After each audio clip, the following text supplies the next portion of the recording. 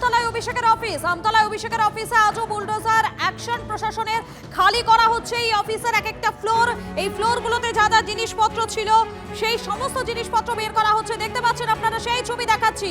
অফিসের ভেতর থেকে সমস্ত জিনিস বার করা হচ্ছে এবং গতকালকে থেকেই কিন্তু এই অফিস ভাঙচুরের যে প্রক্রিয়া, সেই প্রক্রিয়া শুরু হয়ে গিয়েছে।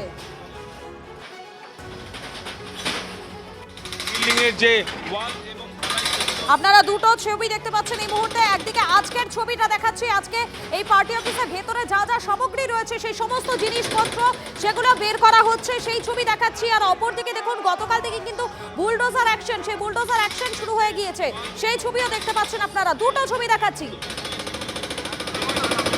অভিষেক বন্দ্যোপাধ্যায়ের আমতলা যে পার্টি অফিস, বিলাসবহুল সেই পার্টি অফিস থেকে বেরিয়ে আসছে প্রচুর ত্রাণ সামগ্রী, সেই ছবি আপনাদেরকে দেখাচ্ছি। একেবারে বস্তা বস্তা করে বের করা হচ্ছে সেই জিনিসপত্র। আর অপরদিকে আরো একটা ছবি দেখাচ্ছি, গতকাল যে মুহূর্তে সেখানে বুলডোজার অ্যাকশন শুরু হয়েছিল সেই মুহূর্তের ছবি। আমাদের প্রতিনিধি সৌভিক রয়েছেন, আমি সৌভিকের কাছে চলে যাবো। সৌভিক, গতকাল আমরা বুলডোজার অ্যাকশন দেখেছিলাম, আর আজ এই বিলাসবহুল পার্টি অফিস থেকে বস্তায় বস্তায় বেরোচ্ছে ত্রাণ সামগ্রী। একদমই তাই। দেখো, এটা একটা G+4 অর্থাৎ 5 তলার একটি বিল্ডিং।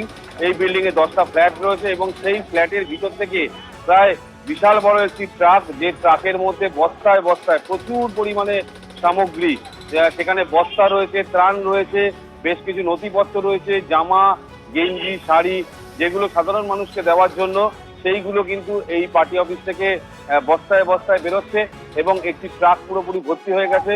এবং যেটা বোঝা যাচ্ছে যে হয়তো আরো গাড়ি আনা হতে পারে, কারণ যে পরিমাণে ত্রাণ সামগ্রী প্রায় 8 ঘন্টা 45 মিনিটের মধ্যে ভর্তি হয়ে গেল পুরো ট্রাক। এখনো সন্দেহ করা হচ্ছে যে ভিতরে প্রচুর পরিমাণে এইরকম সামগ্রী কিন্তু রয়েছে এবং সেই সামগ্রী বার করে নেওয়ার, অর্থাৎ একেবারে বিল্ডিং খালি করার পরেই কিন্তু ভাঙার যে কাজ, সেই কাজ শুরু হবে। তোমাকে জানিয়ে রাখি, গতকালকের কিন্তু আমরা জানি যে এই বিল্ডিং যখন ভাঙার কাজ শুরু হয় সেই সময় কিন্তু 3টে বুলডোজার নিয়ে আসা হয়েছিল। একেবারে সৌভিক, তুমি আমাদের সঙ্গে থাকো, এই মুহূর্তে দেখাচ্ছি আপনাদেরকে সেই ছবি। দেখতে পাচ্ছেন আপনারা, এই যে পার্টি অফিসের ভেতর থেকে বস্তায় বস্তায় ত্রাণ সামগ্রী, সেই ত্রাণ সামগ্রী বের করা হচ্ছে এবং অপরদিকে গতকাল থেকে এই পার্টি অফিস ভাঙার কাজ শুরু হয়েছে। দুটো ছবি দেখাচ্ছি এই মুহূর্তে আপনাদেরকে। আপনারা দেখতেই পাচ্ছেন আমতলায় যে অভিষেক বন্দ্যোপাধ্যায়ের পার্টি অফিস, সেই পার্টি অফিস থেকে কিন্তু বেরিয়ে আসছে একের পর এক ত্রাণ সামগ্রী। যে ত্রাণ সামগ্রীগুলোতে রয়েছে বিভিন্ন জিনিস রয়েছে এবং সেখানে লোগোও রয়েছে। দেখুন একবার সেই ছবি দেখাচ্ছি আপনাদেরকে। অভিষেক বন্দ্যোপাধ্যায়ের মুখের ছবি রয়েছে এবং উৎসবের উপহার, এই ধরনের কিছু একটা লেখাও রয়েছে এর উপরে। এবং এর পাশাপাশি রয়েছে তৃণমূল কংগ্রেসের যে লোগো, যে প্রতীক, সেই প্রতীক দেওয়া। অর্থাৎ বোঝাই যাচ্ছে এগুলো বিভিন্ন জায়গায় বিলির জন্য সেখানে কিন্তু মজুত করা হয়েছিল এবং সেটা একটা বা দুটো নয়, কয়েকশো নয়, কয়েক হাজার বস্তায় বস্তায় বের করা হচ্ছে। আমাদের প্রতিনিধি সৌভিকের কাছে আমি আরো একবার চলে যাবো। সৌভিক, গতকাল তুমি দেখিয়েছিলে সেখানে বুলডোজার অ্যাকশন, আজ সকাল থেকে তুমি দেখাচ্ছ যে এই পার্টি অফিস, বিলাসবহুল পার্টি অফিস থেকে একেবারে বস্তায় বস্তায় ত্রাণ সামগ্রী বের করা হচ্ছে।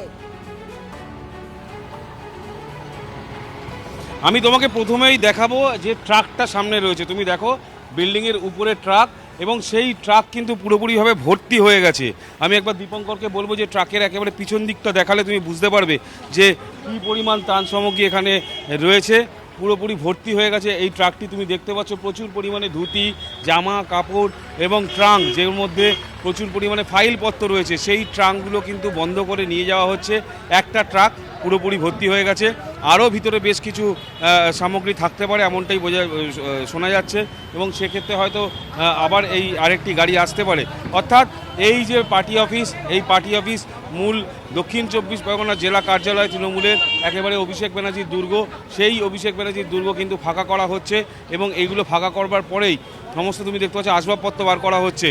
প্রচুর চেয়ার টেবিল সেগুলো বার করা হয়েছে গতকাল রাত্রিবেলা এবং আজকেও কিন্তু একে একে সেই চেয়ার টেবিল বার করা হচ্ছে এবং এইগুলো ফাঁকা করবার পরেই কিন্তু মূলত এই বিল্ডিং ভাঙার যে কাজ, সেই ভাঙার কাজ শুরু হবে। তোমাকে জানিয়ে রাখি, গতকালকে 3টে বুলডোজার দিয়ে প্রথম ভাঙা শুরু হয়েছিল এবং আজকের কিন্তু ভাঙার যে পদ্ধতি সেটা একটু হলেও পরিবর্তন হয়েছে। তার মূলত কারণ হচ্ছে বুলডোজার দিয়ে আর ভাঙা হবে না, এবার শ্রমিক দিয়ে ধীরে ধীরে এই বিল্ডিং ভাঙার যে কাজ সেই কাজ শুরু হবে। এখন কিছুক্ষণের মধ্যেই হয়তো এই বিল্ডিং ফাঁকা হয়ে যাওয়ার পরে আজকে সারাদিনব্যাপী এই বিল্ডিং যে ভাঙার কাজ সেই ভাঙার কাজ শুরু হবে। এবং তোমাকে জানিয়ে রাখি, এই বিল্ডিংটা যখন তৈরি হয়েছিল সাধারণ মানুষের বক্তব্য এটি একটি পাউরুটি কারখানা ছিল। সেই পাউরুটি কারখানায় আজ থেকে 14 থেকে 15 বছর আগে আগুন লেগে যায় এবং আগুন লাগার পরেই কিন্তু সেই মালিকের কাছ থেকে অভিষেক ব্যানার্জি এটা নেয় এবং সেটা কিনে নিয়েছে না বলপূর্বক নিয়েছে সেটা জানা সম্ভব হয়নি এখনও, যদিও বিল্ডিংয়ে জেলা প্রশাসনের তরফ থেকে ইল্লিগাল বিল্ডিং একটি নোটিশ টাঙানো হয় এবং এই বিল্ডিং ইল্লিগালের জন্যই কিন্তু বেআইনিভাবে তৈরি হয়েছে, তারপরেই এই ভাঙার কাজ শুরু হয়েছে। তুমি দেখতে পাচ্ছ এখন দীপঙ্কর যেটা দেখাচ্ছে সমস্ত যেসব বিল্ডিংয়ের যে ধ্বংসাবশেষ সেই ধ্বংসাবশেষ পড়ে রয়েছে এবং এই বিল্ডিং গতকালকে বুলডোজার দিয়ে ভাঙার পর আজ শ্রমিকদের দিয়ে এই বিল্ডিং কিন্তু ভাঙার কাজ শুরু হবে কিছুক্ষণের মধ্যেই। সমস্ত জিনিসপত্র, ত্রাণ সামগ্রী, ধুতি, জামা কাপড়, শাড়ি এবং বিভিন্ন রকম আসবাবপত্র সেগুলো কিন্তু এই লরিতে লোড করা হচ্ছে এবং লরিতে এখান থেকে সেগুলোকে পাঠিয়ে দেওয়া হবে। তারপরেই হয়তো এই বিল্ডিং ভাঙার যে কাজ সেই কাজ শুরু হবে।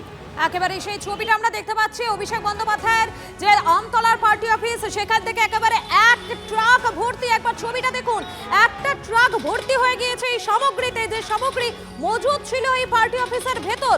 পার্টি অফিস যখন ভাঙার প্রক্রিয়া শুরু হয়ে গেছে তখন সেখান থেকে কিন্তু বের করা হচ্ছে জিনিসপত্র, বস্তায় বস্তায় বের করা হচ্ছে, একটা ট্রাক পুরোপুরি ভরে গেছে। দেখুন সেই ছবি।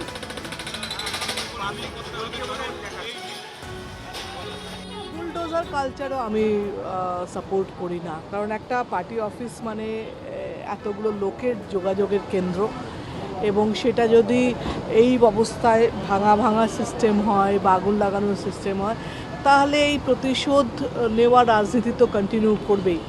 যেমন র্যাগিং হয় না, একটার পর একটা পরের জেনারেশন করে, তো সেটা আমার মনে হয় না খুব ঠিক। দেখুন, মানুষ যখন দিশাহারা হয়ে যায় তখন অনেক রকম কথা বলে, তো উনি এখন দিশাহারা। ও সকালে কি বলবেন, বিকালে কি বলবেন, এখন ওনার পিসি বলছেন কি বাঘের মতন লড়ছে। আমি জানি না বাঘটা কোথায় আছে, বাঘটাকে খুঁজে পাচ্ছি না আমরা। তো বাঘের মতন কেন শিয়ালের মতন লড়তে পারবে?